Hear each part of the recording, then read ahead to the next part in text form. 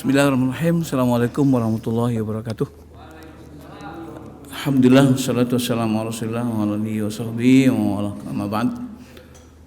Bapak Ibu, ya ibunya di atas ya. Mudah-mudahan kita semua dirahmati Allah SWT.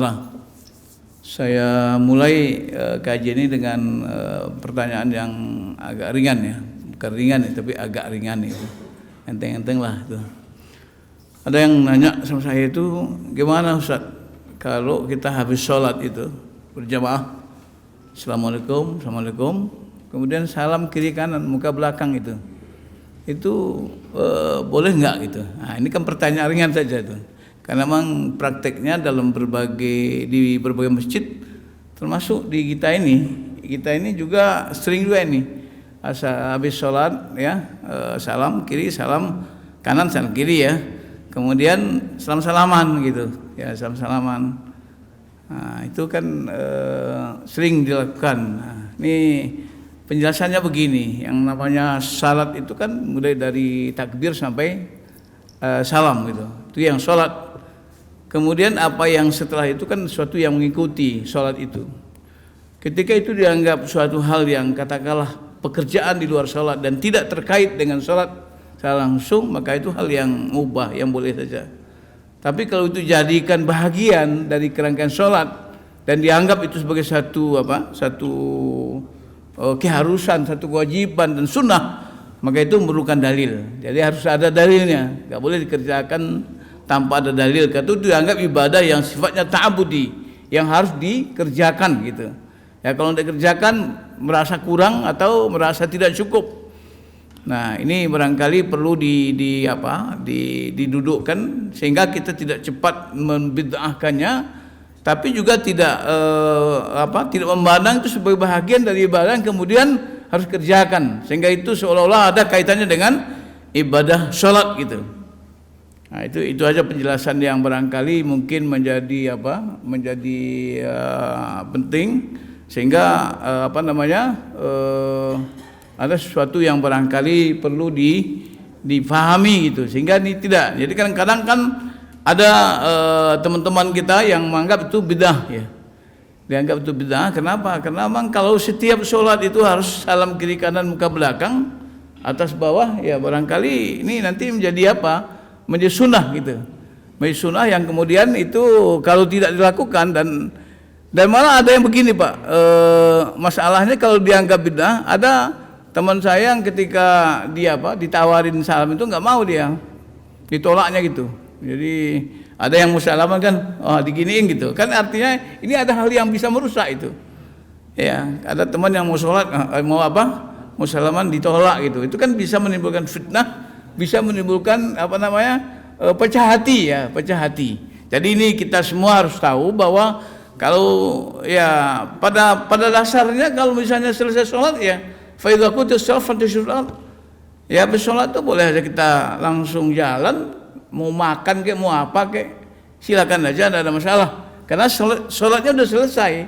Tapi kalau kita mau mengikuti sunnah, maka itu ada sunnah yang perlu dikerjakan, misalnya seperti baca istighfar, kemudian kita berzikir, bertasbih, kemudian berdoa, yang kemudian itu sifatnya fardiyah, tidak berjamaah. Nah, ini. Jadi kalau ada misalnya kadang-kadang inilah kemudian sering kita di Muhammadiyah ini dibilang teman-teman itu kurang rame ya.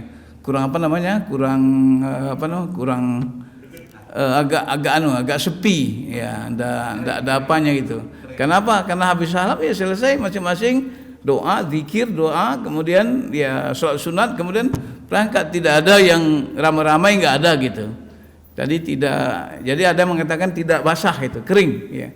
Jadi kering. Jadi bagi kita prinsipnya di Muhammadiyah Musyawarah ibadah ini seperti yang sudah kita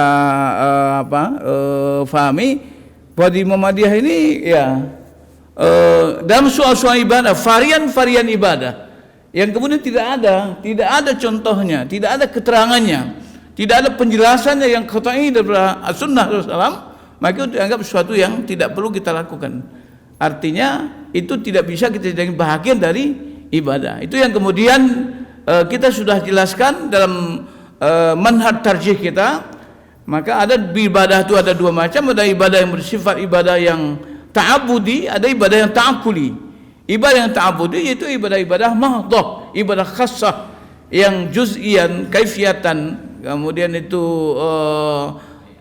hayat itu muta'ayyanah. Jadi keadaan-keadaannya, cara-caranya dan bahagian-bahagiannya itu tentukan. Tak boleh kita buat sembarangan, ya. Jadi kalau dibuat sembarangan itu yang disebut dengan bid'ah. Ya, sesuatu yang menyangkut dengan ibadah yang ta'abudi itu harus kita betul-betul merujuk kepada apa yang dijelaskan Rasulullah SAW. Jadi tidak boleh kita melakukan sesuatu yang kemudian tidak ada dalilnya. Nah, lalu kemudian tindak lanjut seperti apa? Maka kita sebagai muslim yang kita ittiba'ur Rasul, kita mengikuti Rasulullah SAW, setiap kita mau beribadah, kalau ibadah itu termasuk ibadah yang ta'abudi, maka kita harus meyakinkan dan memastikan bahwa apa yang kita lakukan itu ada petunjuknya yang jelas, ada dalil yang qat'i, ya, dari Rasulullah SAW. Jadi ada, karena Allah SWT itu katakan kepada Nabi Muhammad, "Qul in kuntum tuhibbunallah fattabi'uni yuhibbukumullah." Katakanlah oleh Nabi Muhammad, jika kamu mencintai Allah SWT, fattabi'uni, ittiba'ur Rasul, maka Allah pasti akan mencintai kamu. Tapi kalau kita memang kita ikuti tidak jelas, maka tidak ada jaminan kita dicintai Allah Subhanahu wa taala. Jadi paling tidak dalam pandangan Muhammadiyah itu, ya ini kan kita ini dari secara kualitas, ya kompetensi kita soal ini kan ada tiga ini. Ada yang mujtahid, ada yang muttabi, ada yang mutakallid. Yang mujtahid itu orang-orang para ulama. Ini para posisi ulama. Ya kayak kita ini belum ada yang ulama nih. Kalau saya ulama juga tapi usia lanjut masih aktif, itu ulama juga namanya itu. Ya, tapi yang ulama dan pengertian orang yang ulama dan pengertian yang dalam perspektif fikih, orang yang sudah mempunyai kemampuan untuk berijtihad. Ya. Nah, ini sudah mulai muncul nih. Ya. Ya. Itu kan kita tadi ada itu, ini manhaj ini, manhaj tarjih, ya. Dalam masalah akidah, ya, kita kembali, ya, dalam berprinsip bukan toleran. Jadi ini juga dikatakan dalam hal-hal yang menyangkut ibadah mahdhah, kita tidak boleh mengikuti sesuatu yang tidak jelas gitu, ya. Dalam masalah akidah tauhid hanya digunakan dari dalil mutawatir. Jadi kalau dalam masalah tauhid enggak boleh kita dalil yang abu-abu, enggak boleh, ya. Kemudian tidak menolak ijma' sahabat sebagai dasar suatu keputusan. Jadi kalau ada ijma' sahabat itu boleh dijadikan sebagai dasar. Kemudian terhadap dalil-dalil yang mengandung ta'arud artinya pertentangan, ya. Pertentangan antara satu dalil dengan dalil yang lain, pada zahirnya ta'arud, tapi setelah dicoba melakukan tariqatul jam'i, itu cara yang pertama. Bagaimana menghimpunkan dalil yang tadinya bertentangan itu sungguhnya bisa diamalkan secara simultan. Pernah saya contohkan itu mengenai salat malam. Aisyah mengatakan salat malam itu sholli arba'an. Kemudian sahabat mengatakan salatul masna-masna, salatul masna-masna. Yusolli arba'an difahami sebagai jumlahnya 4 karena arba'an itu 4. Tapi kalau ruba'an 4. Kemudian masna itu bukan isnin itu 2, tapi kalau masna 2. Ini bisa dicampurkan, bisa bisa dihimpunkan. Tapi ketika ini tidak dihimpunkan, maka kita harus mengambil dalil yang lebih rajah, lebih arjah, lebih kuat. Jadi terhadap dalil yang mengandung ta'arud gunakan cara ajma' taufik. Dan kalau dia dapat dilakukan, baru dilakukan tarjih. Dia itu misalnya terjadi perbedaan dan tidak bisa dikombinasikan, tidak bisa didamaikan dalil itu, maka harus dilakukan tarjih. Tarjih artinya melakukan takhrij, penelitian terhadap dalil-dalil yang berdasarkan sunnah tersebut, kemudian mencari yang arjah. Arjah itu artinya yang lebih kuat. Ya, maka Muhammadiyah memandang mengamalkan lebih kuat itu lebih aula, lebih utama. Ya. Kemudian yang ke-9 lagi, menggunakan azas sadud dzara'i untuk menghindari terjadinya fitnah dan mafsadah. Apa dzara'i? Dzara'i itu az-dzira'ah. Az-dzari'ah itu bentuk mufrad, az-dzara'i itu bentuk apanya? Ada berapa penjelasan, ya. di dalam beberapa literatur kita temukan yang namakan dzara'i itu adalah sesuatu yang boleh pada dasarnya jawaz, boleh al-mubah, tapi kemudian dikhawatirkan itu bisa menjadi tawassul, bisa menjadi wasilah, bisa menyebabkan terjadinya perbuatan yang menyebabkan sesuatu yang lebih mafasid, lebih rusak itu. Nah, dalam contoh itu ada misalnya seperti misalnya dalam soal akidah, dalam soal ketuhanan, kita tidak boleh mencaci maki misalnya tuhan-tuhan orang lain. Ya, tidak boleh. Dalam Allah SWT Al-Quran dalam surah Al-An'am 108 mengatakan a'udzu billahi minasyaitonir rajim wa la tasubul ladzina yad'un min dunillahi fayasbullaha aduwan bighairi ilmin. Kata Allah SWT, jangan kamu mencela ya orang-orang yang yad'un min dunillah, orang-orang yang menyembah selain Allah SWT. Kenapa? Fayasbullaha aduwan bighairi ilmin. Mereka nanti akan mencela Tuhanmu, mencela Allah, yaitu dengan tidak berilmu dan tanpa batas. Nah, ini dengan rasa permusuhan yang luar biasa.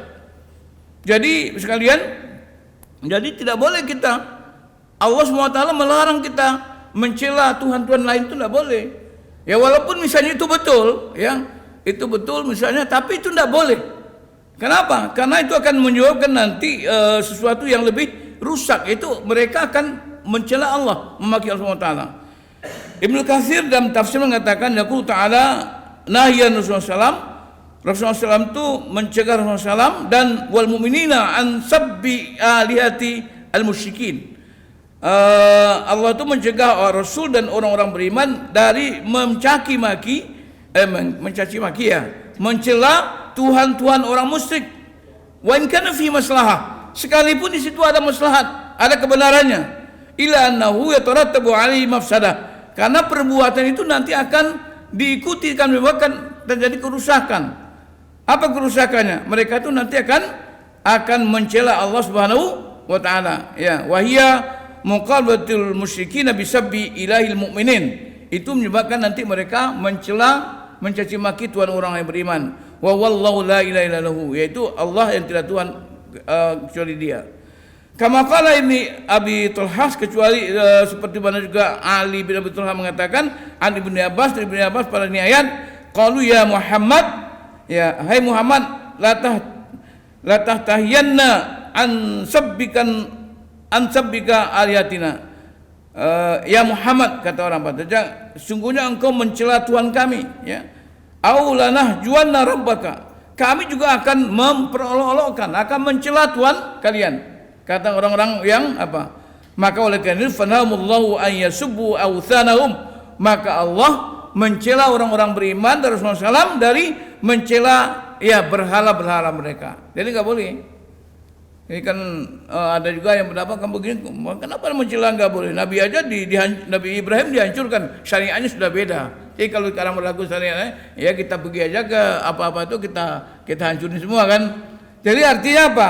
Kita tidak boleh melakukan suatu hal yang boleh sekalipun, tetapi itu akan mendatangkan mafsadat, ya. Maka Allah mengatakan fa aduwan bighairi ilmin, maka mereka akan pasti mencela dan mencaci maki Allah Taala ya dengan rasa permusuhan tanpa batas, bighairi ilmin, tanpa ilmu pengetahuan. Begitu juga kalau Abdul Razak juga mengatakan an Ma'mar, daripada Ma'mar an Qatadah, ya kana muslimina yasubuna asnamal kuffar, adalah orang-orang Islam mencaci maki berhala-berhala orang kafir. Fasubbul kuffarullaha aduwan bighairi ilmin fadallahu fala tasabbul ladina min dunillah. Maka kata maka Abdul Razak Qatadah mengatakan orang-orang Islam itu suka tadinya itu mencela-cela Tuhan orang kafir, berhala-berhalanya. Maka orang-orang kafir juga mencaci maki Allah dengan tidak ilmu. Lalu kemudian turunlah ayat ini, jangan kamu mencela Tuhan-Tuhan mereka, nanti mereka akan mencela Tuhan kamu. Jadi memang tidak boleh sekalian. Jadi misalnya baik dalam bentuk tulisan maupun dalam bentuk ucapan yang diksinya itu adalah mencaci maki, mencela, mencemoohkan atau menistakan Tuhan-Tuhan orang lain. Ini nggak boleh. Jadi kita kadang-kadang kan kadang-kadang bercanda, tapi bercanda juga nggak boleh itu. Tidak boleh kita melakukan sesuatu yang kemudian dapat menimbulkan memancing orang lain. Itu yang dikatakan satu zariah. Satu zariah itu artinya melakukan sesuatu yang tadinya boleh, ada maslahatnya, tapi kemudian kalau itu akan mendatangkan sesuatu yang lebih apa? Yang lebih rusak atau mengundang sesuatu yang kerusakan lebih besar, maka itu tidak boleh. Itu namanya satu zariah. Ya seperti juga misalnya apa itu?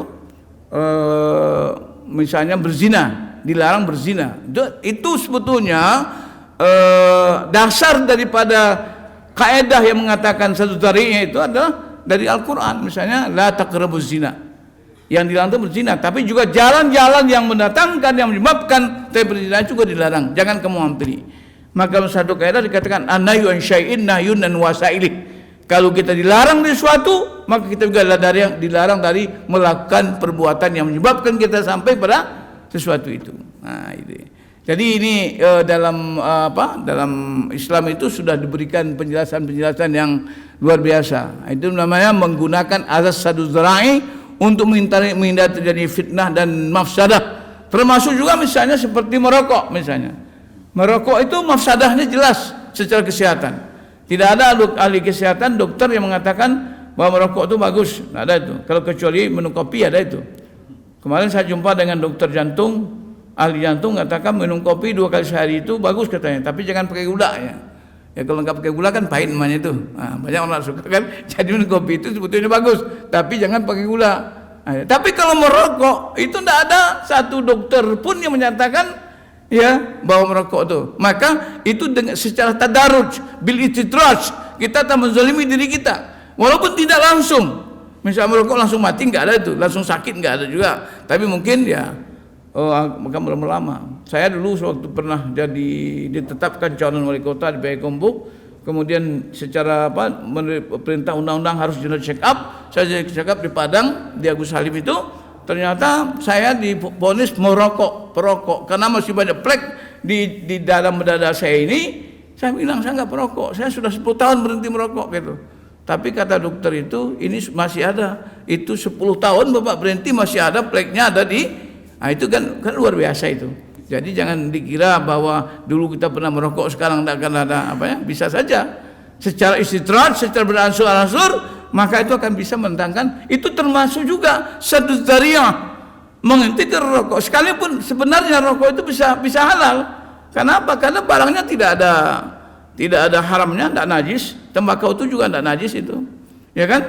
Kemudian juga merokok asapnya itu juga nikmat juga itu. Karena saya termasuk ahli hisab juga sampai tahun 97. Rokok saya Ji Samsu malah kan. Ji Samsu, Haji Samsudin gitu. Itu rokok saya itu. Itu 234 itu luar biasa. Tidak ada. Ya, tapi kemudian di dalam rokok itu ada hal-hal yang dapat menimbulkan kerusakan. Mungkin dalam jangka pendek atau jangka panjang. Itu termasuk juga darul mafasid muqaddamah al masalih. Artinya menolak kerusakan itu lebih diutamakan demi mencapai kebaikan. Walaupun ada enaknya, tapi rusaknya lebih besar daripada enaknya itu. Maka termasuk juga sadu darai, artinya untuk menghindari terjadinya fitnah dan masalah. Walaupun itu secara tidak haram. Maka yang haram itu bukan rokoknya, merokok yang haram. Ya, jadi merokoknya yang haram. Tapi rokoknya ya biasa-biasa aja kan rokok itu. Kalau tidak dibakar nggak apa-apa. Ya biarin aja. Tapi buat apa itu kan mubazir jadinya kan. Ya artinya apa? Jadi ini prinsip-prinsip ya yang dipergunakan oleh Muhammadiyah dalam apa itu. Kemudian ke-10, menta'lil dapat dipergunakan untuk memahami kandungan dari Al-Quran dan Sunnah. Jadi menta'lil itu berdasarkan illah. Jadi kalau misalnya kita sudah jelas Al-Qurannya, dasarnya misalnya haramnya babi macam, tidak perlu lagi ada ta'lil, illah. Misalnya babi ini haram karena di sana itu ada apa tuh? Ada virus, ada suatu bakteri yang dapat merusak. Itu soalnya. Kalau begitu itu jadikan illah, bakterinya itu nanti kalau sudah dihilangkan itu, kalau misalnya sudah dihilangkan berarti boleh dong makan babi. Kan begitu. Jadi tidak ada illahnya. Dalil itu nas itu sendiri ada menjadi dalil, bukan illah, bukan sebab daripada apa yang ada dalam babi itu, tapi babi itu sudah menjadi haram karena dalil yang qat'i. Yang qat'i makna dan qat'i dilalah. Dalilnya qat'i, kemudian maknanya juga qat'i. Kemudian yang ke-12 yang ke-11, penggunaan dalil untuk menetapkan suatu hukum dilakukan dengan cara komprehensif utuh dan bulat, tidak terpisah. Jadi kalau kita membicarakan sesuatu harus dikumpulkan dalilnya dari segala aspek. Jangan dapat satu dalil, dapat satu hadis, kemudian keluar hukum, nggak boleh. Harus bulat, utuh. Jadi tidak mudah berfatwa. Maka kalau kita mudah-mudah berfatwa dengan dalil yang lemah, maka Rasulullah menegaskan ajrukum lal fatwa, ajrukum lan nar. Orang yang berani berfatwa dia berani masuk neraka. Karena yang berhak menentukan syariat ini hanya Allah dan Rasul. Ketika dia berfatwa, dia akan mengambil hak Allah dan Rasul. Makanya Allah ancam, tidak boleh orang mengambil otoritas Allah dan Rasul itu semau-maunya, bikin fatwa begini begitu, termasuk juga bikin syariat juga nggak boleh. Ya, apalagi sekarang kita lihat macam-macam lah varian-varian ibadah yang kemudian kita tidak kenal, ya, tidak pernah kita dapati sunnahnya seperti apa. Sepertinya berikut dengan gaya yang macam-macam gitu kan. Oh, seperti apa itu? Seperti Aceh main apa itu? Oh, apa tuh yang apa tuh yang ada kesenian Aceh itu? Itu kan ada itu kita lihat di TV itu, di apa tuh di YouTube macam-macam itu kan. Jadi oleh karena itu bagi kita yang memahami ini, kita harus tahu bahwa varian-varian ibadah yang kemudian tidak jelas, tidak ada penjelasannya soal Quran dan Sunnah yang jelas, yang qat'i, kita tidak boleh mengikutinya. Kenapa?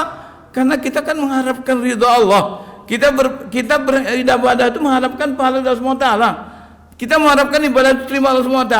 Kemudian ketika itu tidak dilakukan sesuai dengan SOP yang jelas, standar prosedur yang ditetapkan oleh Rasulullah SAW, siapa yang menjamin itu bisa diterima?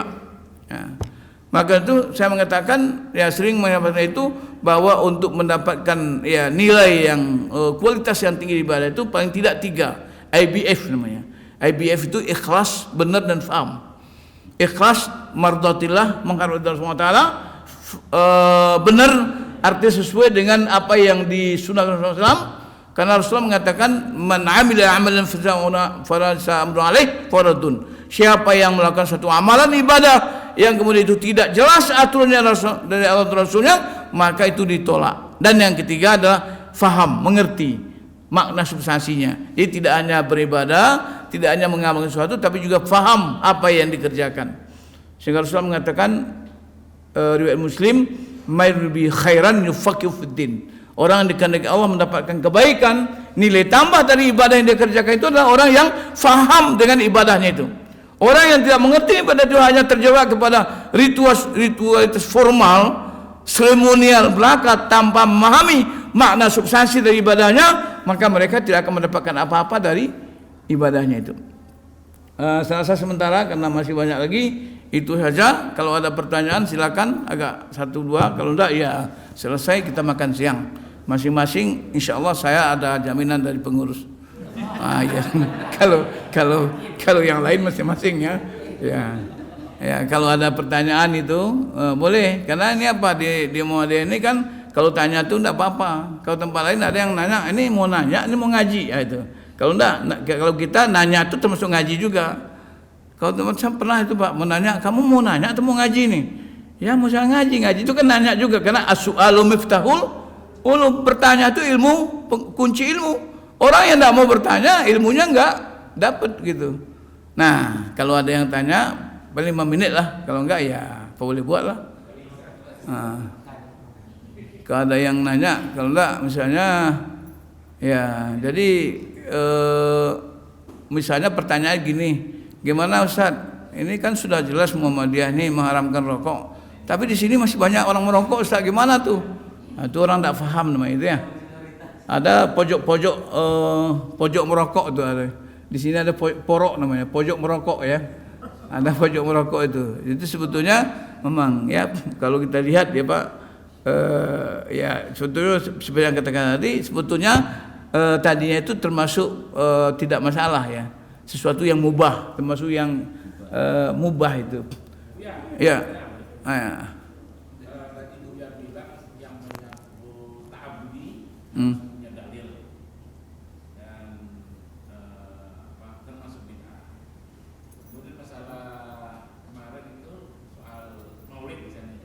Apa lu? Maulid Nabi. Oh, maulid. Dalam pandangan Muhammadiyah, maulid ini termasuk mubah. Ya. Gimana Bu yang pandang? Ya, jadi atau antara ta'abudi dengan ta'akuli. ya, Orang berbudaya ya. ya, Orang punya adat kebiasaan di kampungnya masing-masing ya. ya. Perbedaan yang jelas itu antara ta'abudi ibadah yang mahdhah dengan yang ibadah ammah itu adalah ada aturan-aturannya, ada ketentuannya, dan cara-caranya harus penuhi. Kalau sudah dibuat aturannya harus tanggal sekian, harus itu yang dibaca, harus begini begitu. Kalau sudah dibuat aturannya, kemudian kalau tidak menurut aturan itu dianggap sesuatu yang tidak benar, maka itu termasuk masalah bid'ah. Tapi yang jelas bahwa Maulid Nabi, Isra Mi'raj, nuzul Quran itu adalah masa-masa umurul muamalah, umurul asya yang pada dasarnya boleh. Muhammadiyah sebetulnya tidak pernah mengharamkan dan membid'ahkan Maulid Nabi, itu tidak pernah, ya. Cuman saja Muhammadiyah ini ala Muhammadiyah, Maulid Nabinya adalah dengan cara tazkirah, dengan cara tausiah.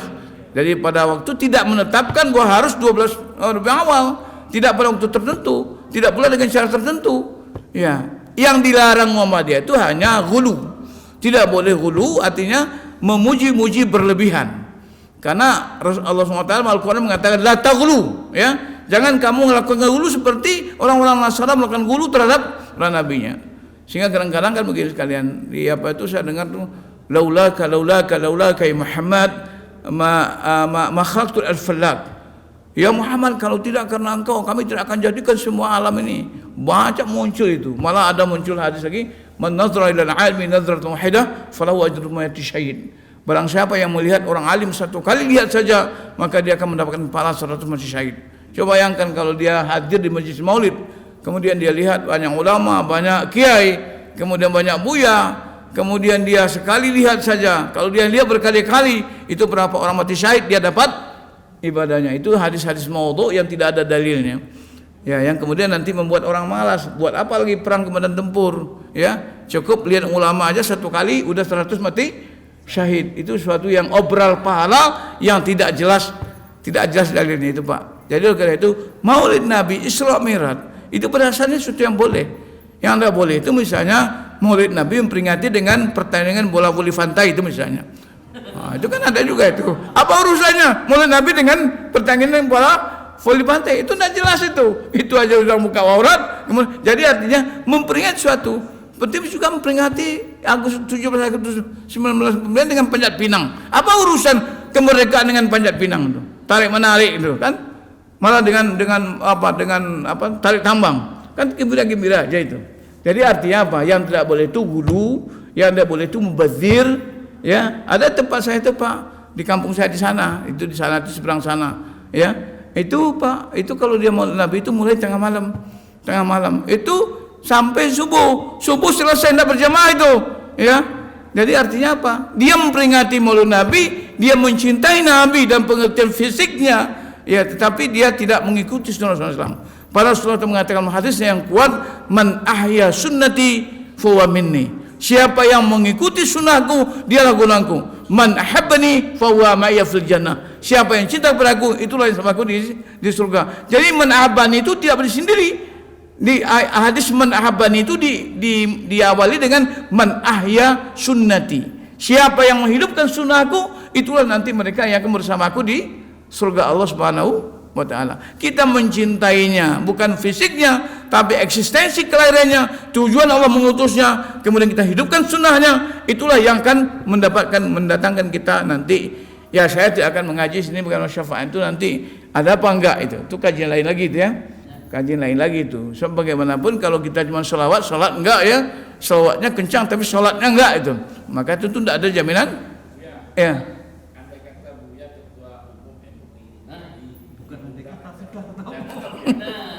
Itu jangan dikaitkan ketua umum itu. Jadi ya itu hal-hal yang masih dalam wilayah ijtihadiyah dan yang khilafiyah itu kita tidak boleh apa. Kita namanya dalam istilah kaidahnya itu al-ijtihadu la yunqadu bil ijtihad. Ijtihad tidak boleh membatalkan ijtihad yang lain. Jadi ini ada sesuatu yang kita bicarakan nanti menimbulkan fitnah, maka termasuk juga sadud dzara'i ya. Sadud dzara'i juga. Oh, kita bicarakan nih, tapi menimbulkan mafasid yang lebih besar, misalnya pecahnya ukhuwah Islamiyah, rusaknya persatuan karena bicara ini. Ini yang banyak terjadi sekarang, Pak. Karena bicara masalah khilafiyah, kita menyinggung pada orang lain, terjadi benturan-benturan satu kelompok lain, akhirnya apa? Ukhuwah kita rusak, persatuan kita rusak. Padahal ukhuwah itu syariat, padahal itu khilafiyah itu hanya masalah fikih. Jangan korbankan syariat karena masalah perbedaan masalah fikih. Itu aja sekalian. Itu prinsip saya sebagai ketua umum MUI 3 bulan ya. Oke, terima kasih. Mudah-mudahan ada manfaatnya. Nasrun minallah wa fadlun qarib wa basyiril mu'minin. Wassalamualaikum warahmatullahi wabarakatuh.